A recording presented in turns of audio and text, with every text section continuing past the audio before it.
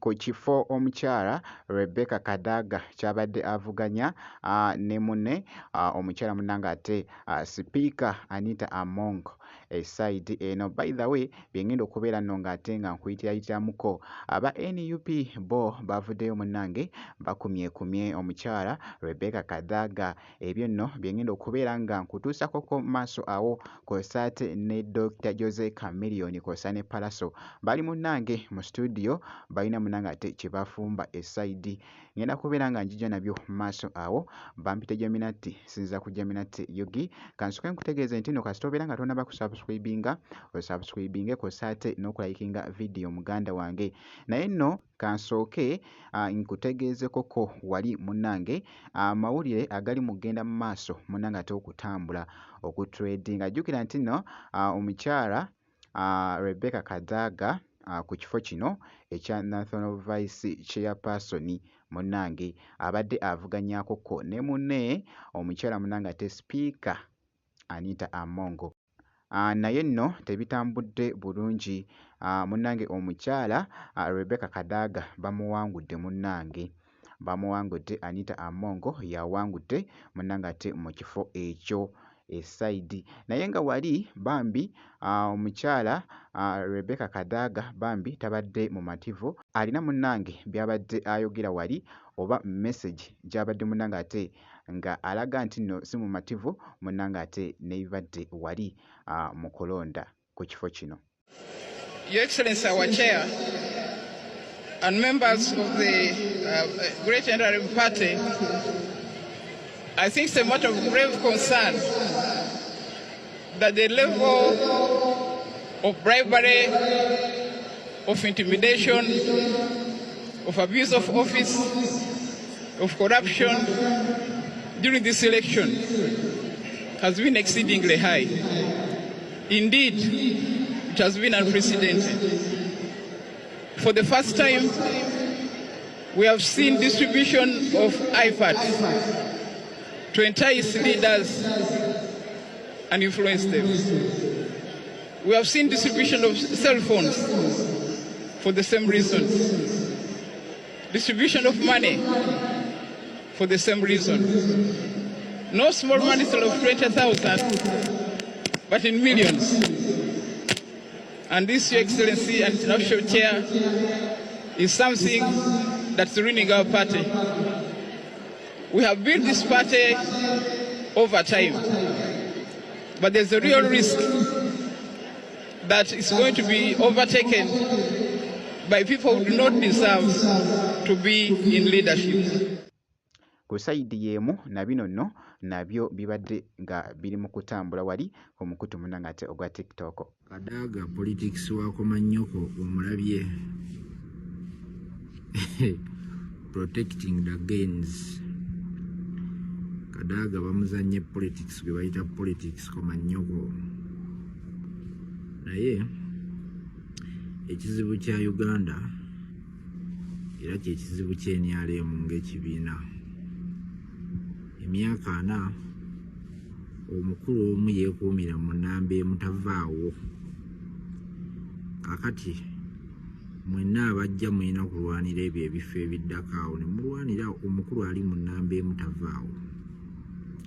Kati mutuuka ekiseera nga bakulembeze ekibiina bye kizimbye tebeeyongera mu maaso babeerawo balwaniraawo simanyi vice simanyi bikoze bitya. Ne Kadaga yajjawo egirimiti ng'amanyi nti obudde buno ajja kuba akaddiye ng'ayebye emyaka gireme kumweyimirira naye bamutaddeko limiti. Naye omukulembeze waffe yakuyise n'akugamba ojjeene ewaffe ka protest vote we kaba kakukozeeko sayidi eyo yangu naffe no tubateekeko akaliro. Omukulembeze waba yakuyise ffe baani abagaana we bayita politics koma nnyoko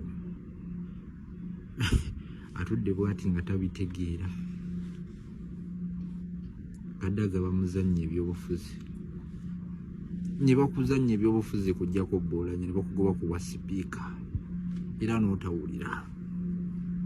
n'okomawo mukazi wattu oyogeddeko era towulidde. Jjukira nti nno bino byonna bibadde biti nga omukulu Bobi Wine nga yakavaayo munnange n'ayita oba munnange n'abaako obubaka bw'aweereza munnange ate Rebecca Kadaga omukyala esayidi wali nti nno bali mu kumaakuma munnange NUP munnange ate Nzigule bikyagenda mu maaso munnange ate okutambula esayidi eyo nti Nzigule asobola munnange ndowooza okujja mu NUP webityo webiri mu kutambula wali byebyo nno munnange ate ebikyagenda mu maaso esayidi ngenda kubeera nno nga nkongerayoko wali nga akatambi k'enkutte ak'okulala Dr. Jose Chameleone kosa ne Palaso actually mutowe babadde mu studio babadde balina munnange ate kye bali mu kufumba nga boogezako okulaba bakulaba ekyo tobamu nakubuusabuusa konna babeera mu kamooli nga bakulaba just lwakuba abantu abamu tebalayikinga si lwakuba nti toshayininga oba mbu tebakulaba no babaamu mu kamooli nga bakupimamu buli ddakiika just tebaagala otegere mbu ddata bamumalira ku ggwe nagwe olina kulemezaamu bulemeza babaamu mu kamooli nga bakulaba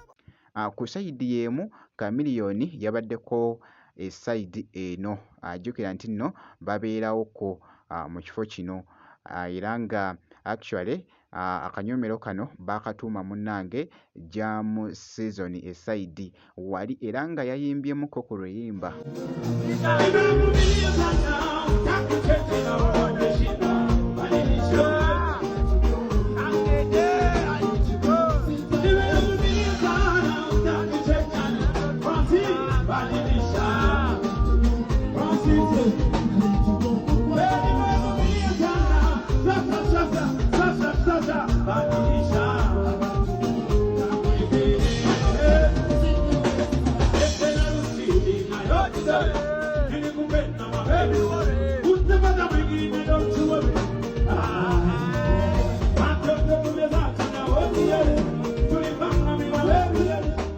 bw'atyo nno munnange ate omukulu Dr. Jose Chameleone jjukira nti nno nkutegeezezza nti babeerawo buli Lwakubiri wali ku Jam Season ebeera munnange program wali actually kubeera nga kola like nga rehearsals kosa munnange ate n'okwesettinga esayidi wali era nga babeerawo buli Lwakubiri munnange ate esayidi eyo yoyo nno munnange ate mwana mwenzi munnange ate Chameleone era nga bwentyo bwenkoze wali Palaso kosa nawali mu kutandika munnange esayidi eyo ngenda kubeera nga nkomawoko mu maaso awo kakasa nti no subscribinga kosa ate n'okulayikinga video kasita obeera nga tonnaba nzikiriza ate nkomewoko mu maaso awo n'ebirala.